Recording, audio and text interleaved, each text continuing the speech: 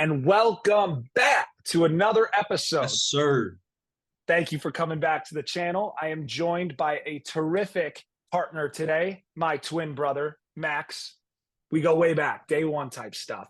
And just a terrific guy. I talk sports with him all the time. And Max, want to thank you for doing this with me today. I think we got some fun stuff we'll get into, but would you like to tell the viewers a little bit about yourself? Yeah, I'm Max. I'm Charlie's twin brother. So we go, like he said, way back to even the womb when we were in that petri dish together. Yeah, I'm a pretty big Lions and Eagles fan. Pistons and Pelicans. Overall, I try not to be too based besides the Niners. Where did the initial inspiration to become Eagles and Pelicans fans initially stem from? When did that start? So the second Anthony Davis left the Pelicans, I became a Pelicans fan just because I really like Brendan Ingram and I could not root for him when he was on the Lakers. Right. If like anyway, and then like them getting Zion and CJ, and Val, I think they've got a fun squad to watch. And then obviously Pistons, but then Eagles was always just like it's like kind of with the Vikings too, where it was just like a team I'd always kind of went with, just because of mom with Philly and everything. Right, right. And that was kind of what I was hinting at. We got a lot of family that lives out in Pennsylvania. We go and visit there often. Harrisburg, Hershey World shout out. Thank you for sharing, Max. And thank you for being here on the podcast today. We're going to get into a lot of great content today. We'll recap our San Francisco trip. We'll talk about the Eagles, the Lions, the Super Bowl preview, and our potential predictions we have for the Super Bowl. And we'll see what else we get into. We're going to kind of keep it loose and just discuss and see where the combo takes us. Max and I talk, I'd say, daily about sports. And so it's very important to us to just keep it casual and see where the combo takes us. So hope you enjoy the video and thanks for watching. We just talk about San Fran. Yeah, talk about San Fran. Waking up at like 3 a.m. That's Catch a right. flight. All right, first topic we're going to get into, the Detroit Lions versus San Francisco 49ers had a playoff game. And God damn it, Max and I sat there and said, we're going. We're going. We sat there and said, it's a short life. We never know when Lions are going to be back. Let's go to San Francisco. Man, it was a very memorable trip with a very sour ending, but a memorable trip regardless, something we'll talk about for years to come. Max, do you want to share some of the highlights and just things that happened on the trip that you feel like sharing? I just want to start by saying that it was funny because we had that guy next to us being like, "Oh, you guys are cutting it a little early, like going out for Yeah, the game or the whatever." Bills fan. Yeah, that's Yeah, right. yeah, and then we're on the plane about to take off, and the guy is like frantically like in front of me, like placing a DraftKings, just the stupidest like double parlay, guess the exact correct score plus 100 million odds, but slaps Right. $10 on it. He's texting everyone he knows, tail this, it's gonna hit. And then just then once we finally got there, it was like, all right, let's get some food, get ready, go to the stadium, and barely got to watch that Chiefs Ravens game in real time. We got to see the first half though, which was cool. We like to think we like to stop ourselves before we become gambling addicts. And so when we see other people really in the depths of that, it can be a good feeling because we're like, we would never bet on an exact score in an NFL game in a million years, even if we knew it was a lock. That is one of the Hey, stupidest bets you can make, right? hey, those first touchdown parlays last year hit like crazy though. Tight, just run tight end special every every slot. We thought it would take like 2 hours with the traffic to get there. And it was what, like 30-minute drive to the hotel. It was super, super easy and gave us time to go to El Pollo Loco. What'd you think of that spot? Mid. Mid as hell, right? I got this quesadilla that was supposed to be infused. There was no cheese in it. It was like chicken and lettuce and tomatoes and like wasn't a It was quesadilla. It was infused with pitiful. vegetables. I got like that like chicken salad like fit bowl or whatever, not knowing what it was gonna be, and it was just, I mean, that was like all I had to eat, and then we were just getting rowdy at the game. I Yeah. when they ran out of light beer and it was just that IPA or whatever, and Niners are coming back, I'm just like, oh.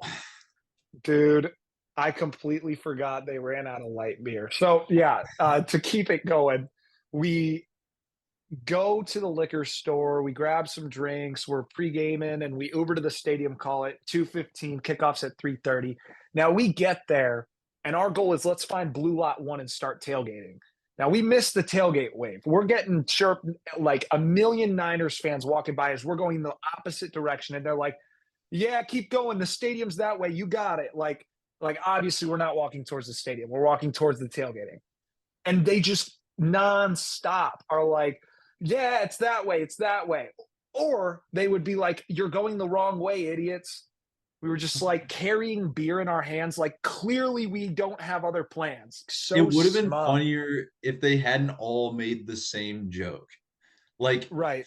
like 50 people just making that same joke. I should have I brought didn't them. see I didn't see one person with an Ayuk jersey, and here he is, dude, it's like that end of the Georgia Auburn game when like the Hmm. ball just gets batted up when it's a clear interception, and then the guy, I mean, he didn't score on that one, but they got down to the one. Yeah, and the game experience was good. Once we got in the stadium, it was easy to get to our seats. It was gorgeous stadium, like mountains, sunset, beautiful day, 70s in January. Like that, honestly, that made it for me. If it was a rainy San Francisco game and like 50 and we lose that game, bad things. I don't know what to say about that, but that wouldn't have been good. And the game experience was great. I mean, the Lions fans were super welcoming, and everybody was kind of on that same vibe of like, we're just happy to be here coming into the game. I felt like we were bringing the energy though. I feel like as we were walking to the Yeah. seats, walking to grab beers, like it was low energy, people kind of not Yeah. looking at each other walking by. You had to get in their face and be like, let's go Lions, in order for them to be like, yeah, yeah, yeah. Yeah, I like a couple of them were older fans that probably, they're just they're not getting into like the rah rah rah, and like, dude, I was throwing my voice out on those third downs when, you know Hutch gets a pressure and then doesn't finish the play. To recap, Lions were up 24-7 at the half.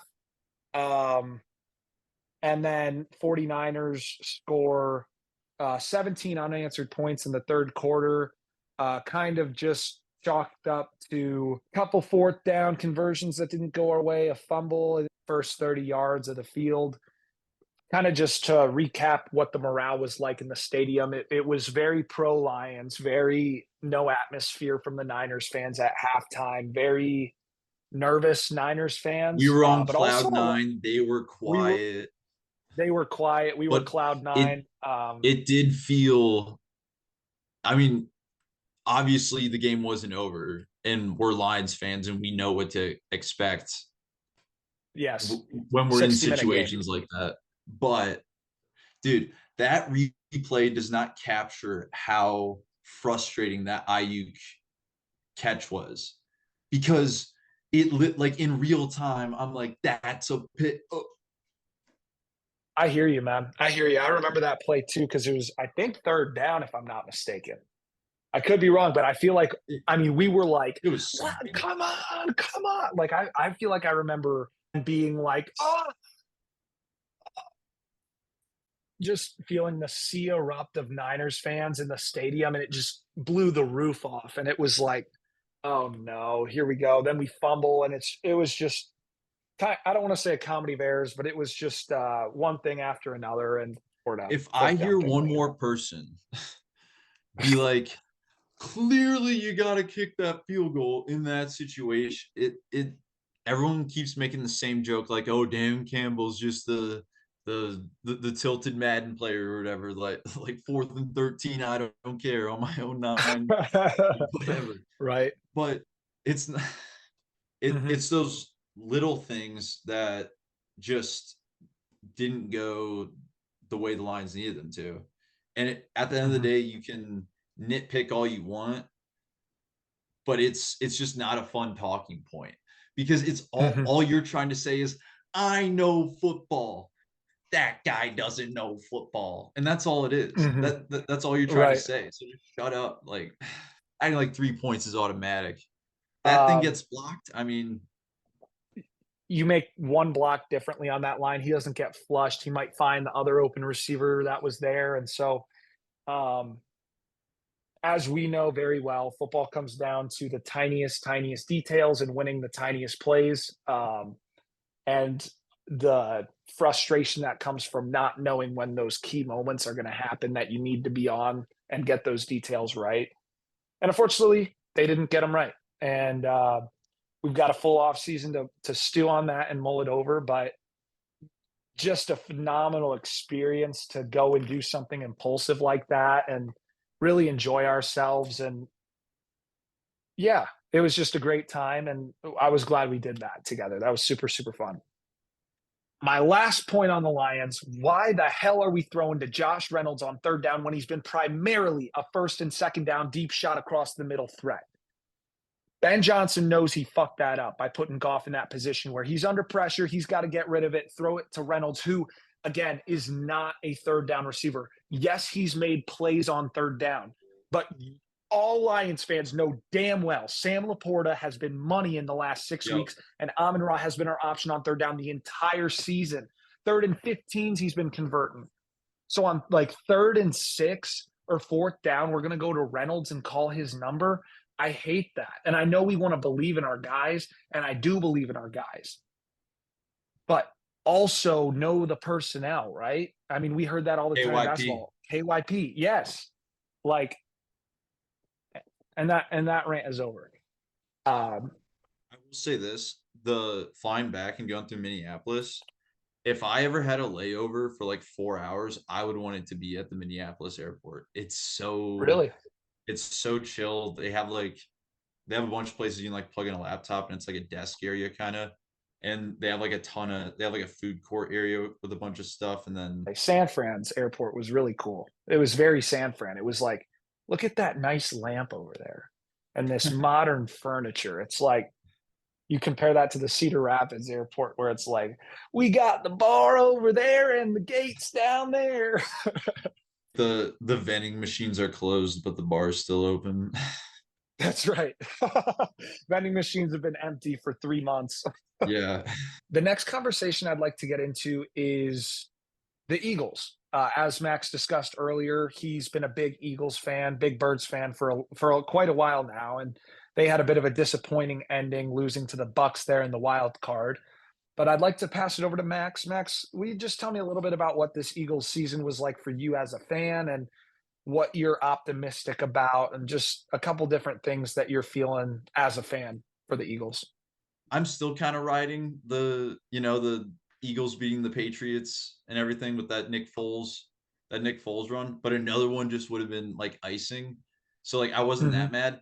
But dude, going into this season, like I I figured it was just gonna like I was just like, oh, that was kind of a fluke game. Like the Eagles had like a crazy they had like weird statistical I forget exactly what it was, but it was like they like weren't making like any mistakes. And then like they probably Hmm. made the most mistakes in that last game.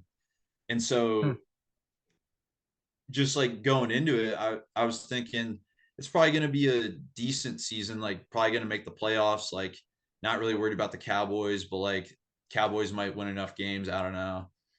And then like started 10-1 and like I really wasn't paying attention to the NFL the first half of the season and I just like looked up and then I was looking at stuff. I think they lose to the Jets. I'm I let me confirm, but I'm so 95% sure they they lost to someone crappy. I'm I'm pretty sure they lost to the Jets. They went to OT with the Commanders, barely sneaked that out. And then I was with I was getting dinner and watching that Bills Eagles game that went into OT. That was my Super Bowl, was that game because that was like that was the last time I saw them play well. That and like Mhm. not even like well, but just like hanging in with the Bills. And people were clowning on the Bills because they were they didn't start off the year so hot, but like, you know, Bills went on a pretty good run. And then no decent Eagles fan thought we were going to beat the Buccaneers at all. And if anyone does, like, there was no momentum.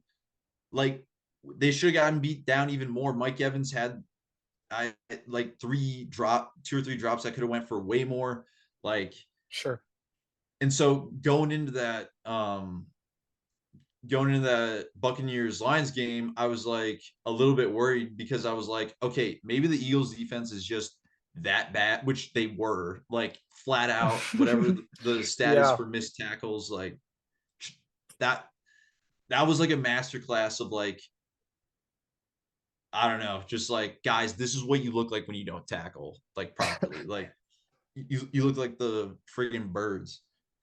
And so And yeah, just to kind of highlight what you were saying too, with the record stuff, it looks like they lost to the Jets by 6 as their only loss in that 10-1 stretch. yeah, They lost in like week 7, and then they have the bye. They beat Dallas by 5. They go into a bye. They beat at the the Chiefs at the by link though, yeah, yeah, yeah, home versus Dallas, they win by 5. They win at Arrowhead by 4. They win at home versus the Bills by 3 in overtime, and then they proceed to lose 5 of 6, losing to yeah. San Fran in a blowout, Dallas in a blowout, Seattle by 3. They beat the Giants by 8. They lose to the Cardinals by 4, and then to the Giants by 17. So I almost wonder as I look at that, and I'm curious for your thoughts on this. I almost wonder. I've seen a clip of Sirianni leaving Arrowhead saying, "How about that, Chiefs fans?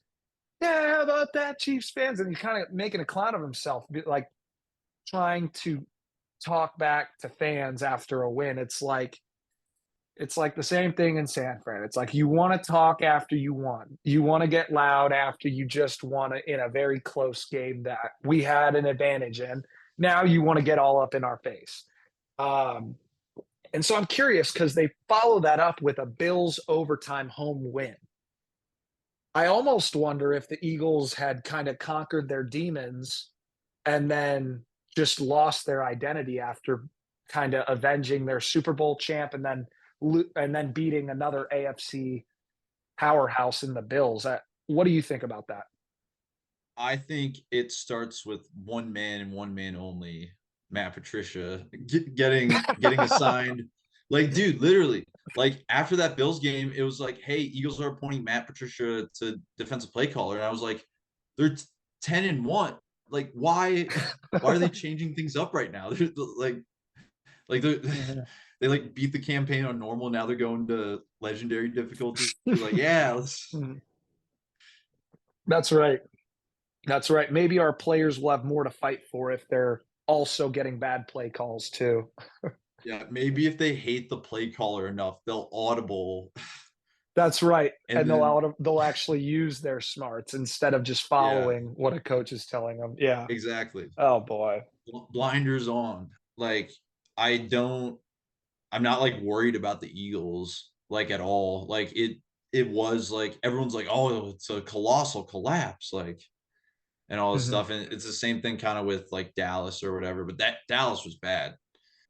Maybe we should transition to who your favorite player is to watch.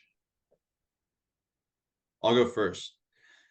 So I think my, like, just in terms of like fun to see, like maybe not like even like super like stats wise, but like there's something about watching like TJ Watt, Hutch, like these edge Mhm. rushers that just Yes. like every single player like working, and like, you get double teamed or like lose sometimes, but it's just like from being a offensive lineman, and like I used to take a lot of pride in my pass blocking, obviously. And so seeing how it works on the NFL level and like how crazy these like edge rushers are, I'd go with Jahmyr Gibbs, which is a hometown answer, but that dude is so explosive, and, I've heard people compare him to Jamal Charles, and now that I've heard that comparison, I can't stop seeing it, and I can't stop loving it. I'm just like, he's Jamal Charles 2.0. He's amazing. He's so laterally quick. He's so tiptoe quick feet, quick cuts, good at breaking tackles, making people miss, and just yeah, man, just a good running back for years to come. Agreed. Honorable mention, obviously, like, Lamar Of course, gotta Lamar. like Of course, it, Lamar. he's it just doesn't make sense how fast he like his acceleration sometimes along with Gibbs too. Like I think that's what makes him so Yeah. Yes. slippery. But Eh, I'd throw Tyreek Hill into that conversation too, just with that yeah, explosive speed. dude, Josh Allen had a throw. I think it was that KC um Buffalo game in the regular season that was like he's like out of bounds, like basically like fading out of bounds, like jumps up, throws it like call it like 15 yards or whatever, and like completes a pass on like third and 12. It, it was like third and 12 or something, and like they're it's like a 10-second play. They're like chasing him out of the pocket. He's like runs the sideline. It like looks like he's trying to run. Then he just like like those dodgeball plays where people like jump up in the air and then Yeah, yeah. like that that's just what he's doing in like the third quarter, and then like everyone's just like, remember when Kadarius Toney lined up off sides? So to recap, edge rushers, running backs like Jamal Charles, quarterbacks like Jamal Charles. We love any player that brings some explosiveness, some energy, some quick lateral movement, and that's what you get across the board. Running backs like Jahmyr Gibbs, quarterbacks like Lamar, and edge rushers like Hutchinson. So, but next we'd like to get into the AFC Championship with the Chiefs taking down the Ravens, 17-10. So we're just going to be open about this. We only saw about a half of this game. We were at El Pollo Taco finishing up lunch. We come back mid first quarter. We're glued to the TV. We're talking about the game. We're planning for the game. And then we maybe catch a little bit of that third quarter before we basically forget about the game. We're off to San Fran Lions and then see the score right at kickoff and see that the Chiefs ended up winning. That was a shock to me. Now I know they were down at the half, but the Ravens were not looking great in the first half last week against the Texans. I'd agree the Ravens were the better overall team. But Max, what did you think about the Chiefs winning? Were you disappointed? Were you happy? And yeah, what'd you think about it? I think it's unfortunate that Lamar and Josh Allen both don't get a chance to like extend their legacy, but also it just kind of cements like Patty Mahomes. And to the Kansas City defense's credit, they've been playing phenomenally. I don't know how you hold, the number one rushing offense in the league to, well, okay, that's another thing. The Ravens like weren't running the ball like at all. Lamar was Mhm. throwing a bunch of like I remember every time I'd look up, like he'd be under like 50% completion percentage and be throwing way too Mhm. many balls, just kind of like third and short, and you're throwing it like at the line of scrimmage. Like I hate quarterbacks that make those throws where it's like maybe you'll make a play. Like you're the Mhm. guy that's supposed to be making a play. Right, But right. the Chiefs just feel inevitable at this point. It's every year they've always got a chance at it, and the one year that he wasn't in it, Stafford got a ring. Um, love everything you said there, though. Completely agree. It was a problem with the play calling. It was a problem with the schemes that Kansas City was bringing, and you gotta kind of chalk a lot of that up to the genius of Andy Reid. And I can't concretely sit here and tell you what he did. All I can tell you is the fact of the results, the fact of the game plan, and how it was executed. I mean, they ran six designed runs to running backs, and they had Lamar passing like it must have been 17 times in the first half. Like it was like that's not what your identity is. And that's what made that Lions loss feel a little bit better. And that's why I empathize a lot with Ravens fans, is because you didn't losing as your team, as your identity. You lost because you compromised your identity to try to beat the team or meet the team where they were at. But overall, I pity the Ravens. I surrender to the Chiefs. I'm just like, your dynasty is nigh. To summarize, Ravens, I'm sorry. Chiefs, kudos. But I don't have too much more to say than that, to be honest. I think either outcome, I would have found the positives and Well, negatives, but I certainly would have liked to see Lamar get a chance to compete. And to your point earlier, Max, my fingers are, I'm really crossing my fingers. How bad would you love to see a Josh Allen, Lamar Jackson AFC championship and just have two guys that haven't won it duking it out with each other? I would yeah. love to see that next year. I'm so sick of the Mahomes train, and it's only because of their brilliance. It's only because of that on-field chemistry with Kelsey, where like that ain't on the playbook for him to run that. But Hmm. they're playmakers, they're difference makers, and yeah, hats off to them. We'll see how the Super Bowl shakes out, but we'll get to that in the next section. Any other thoughts you have on that Ravens Chiefs? Any players you want to call out, coaches that should be fired immediately? I mean, only 27 points scored. It like really I went back and watched it, and like it just it wasn't like, obviously Lamar had like the pass to himself and then the Mm-hmm. crazy like evade the sack and then throw it to, I think it was Flowers. It's the same way I felt about the Eagles losing the Super Bowl. I was just like, okay, I guess Patrick Mahomes is just that guy, and like Mm-hmm.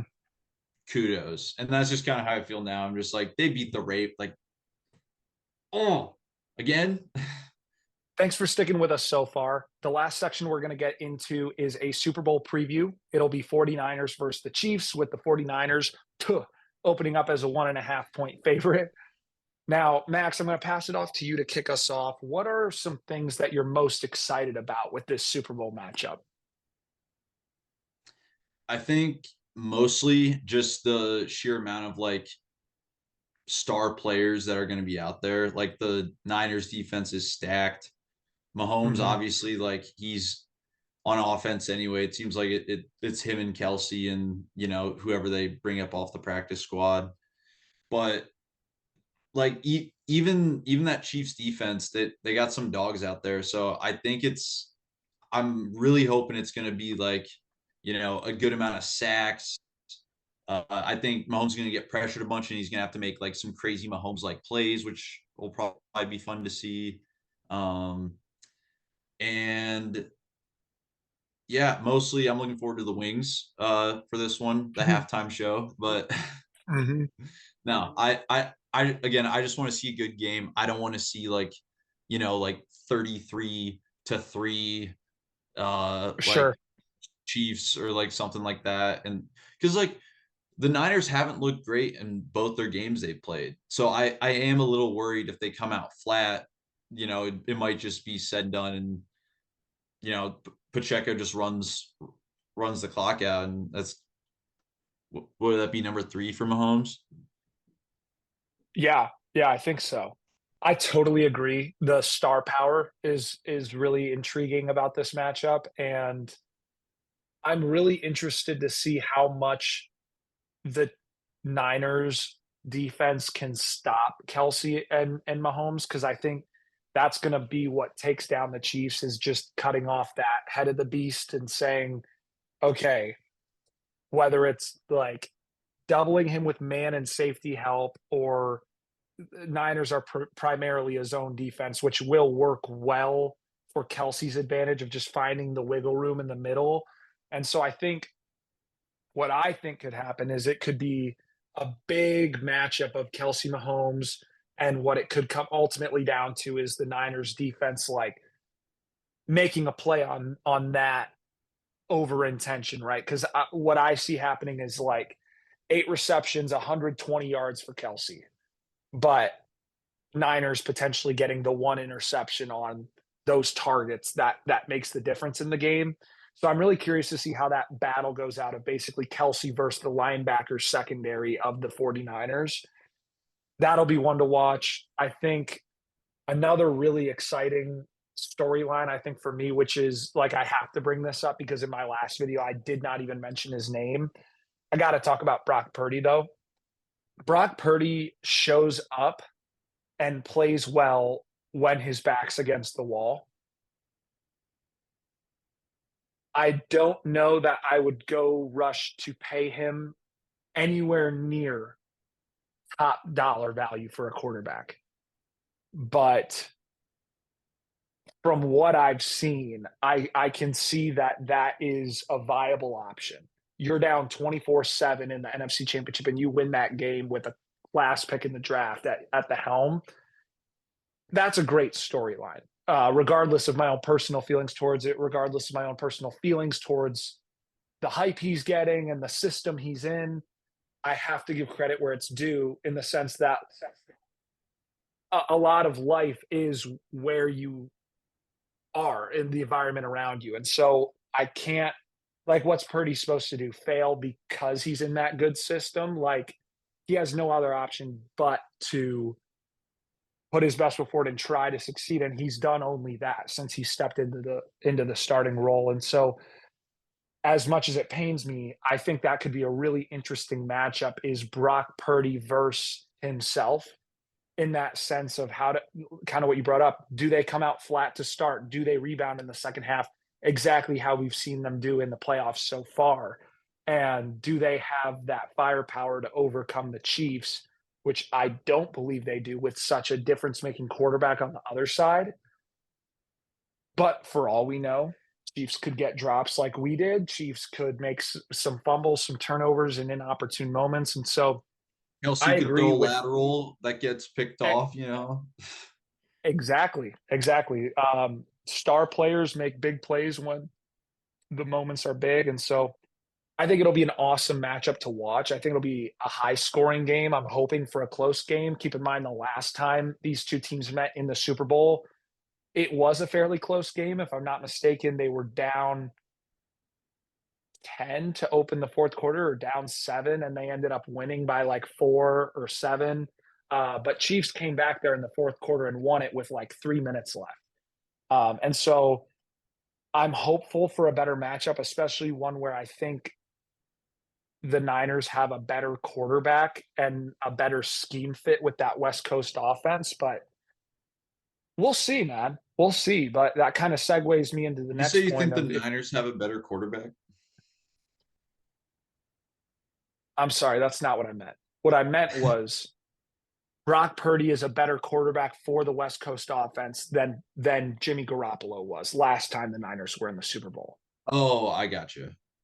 They can do a lot more flexibility because of that ability to stay comfortable in the pocket, but also athletic enough to tuck it and run if needed. And so that's my only point is compared to the last Super Bowl close game with Jimmy Garoppolo at quarterback, how is this matchup can be different? Again, two very different teams than they met 5 years ago, but you got to feel good as a Niners fan about that improvement at quarterback and just what you've seen with resiliency and toughness from the guy. And so that segues me to the next point, though, of score predictions. So, Max, what do you think the final score of this Super Bowl is going to be? I have a feeling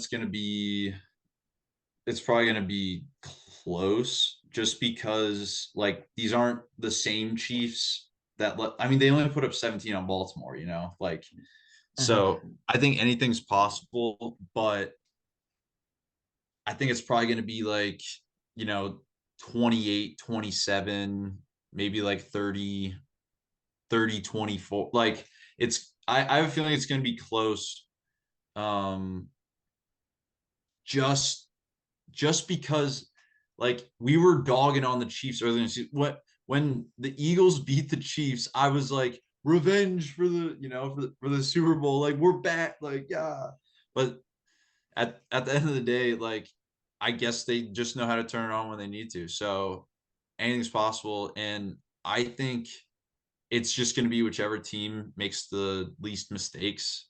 Because like the Niners, we're looking like literally top dog during the regular season, just wiping everyone out with ease, taking out Dallas and Philly like it's nothing. Like that was scary. I was like, dude, the Niners are are those dudes. Mhm, But now I'm not convinced, you know, and just mhm. the way everything's playing out. But they do have McCaffrey, Ayuk. Do we know if Debo's playing? I believe he'll be playing. Yep, especially I with the bye mean, week in the middle. Yeah. yeah. Honestly, I might call it now. I think this one might go to OT. You think so? I think it might. It might be like a 20-20 stalemate that just like, you know, time runs out. What's the final score? Who wins? Chiefs 26-20. Who scores the walk-off? Kadarius Toney. Beautiful, Yeah. beautiful. I love that. I love that take. 26-20 Chiefs in overtime is Max's pick. I love that because I've been tailored over the last 5, 6 years to not bet against Mahomes, and so I'll probably have a similar pick, but, I'm also in a tough spot, right? Because that's 2 straight halves the Niners have come out flat, right? So I'm gonna predict they come out in the Super Bowl firing. I'm gonna say they go up 17-7 to start the game, and then they go into the half ups, call it 17-10, 20-10, something like that. 2 possession, 10-point game or so. Andy Reid makes But some then adjustments. Andy Reid is Andy Reid. It's very back and forth, but Chiefs get one play at a time to swing. It's a fourth down stop, force them to a field goal instead of a touchdown, and or some third down stop, something along those lines. They'll slowly claw back. I agree. I think it's a. I'm going to say it's a 23-23 ball game with 6 minutes left in the game. I'm going to say Purdy scores on a CMAC rush, basically, or leads them down the field. CMAC rush touchdown to go up 27 or 30-23. Chiefs come down and score with ease. I'm going to say Purdy 3 and out. Chiefs come Did down and score. I think Chiefs did win you get the in script? regulation. Did you No, get the I'm just script or I'm something? this is how I'm seeing it play out in my head is Niners up early, Chiefs claw back, tie game. 49ers look like they got it and they still got the momentum. They feel good about scoring. Chiefs come down and score quick. 49ers stall because they feel good about the drive they just had. Chiefs go down, kick the game winning field goal 33-30 in regulation. Mm. Thanks for watching our video and for sticking around the whole time. We had an awesome time breaking down the conference championships, our trip to San Francisco, made a great memory and just a great opportunity for us to practice doing this as we get better and hopefully grow in doing this. So just want to say, Max, thank you for being here. Hopefully the first of many that we'll do together. Anything you want to say Yeah. to our many fans? Here's to the off season. What off season? Exactly. What off season? To quote the great late Mark Sanchez, rest in peace, Mark. Glad to see you're still doing great. Thanks for watching. Check out the next video. We'll be covering NBA stuff as we get closer to the off season. Lots of exciting stuff coming. Be sure to subscribe and like if you enjoyed it. Thanks. Have a great night. Peace.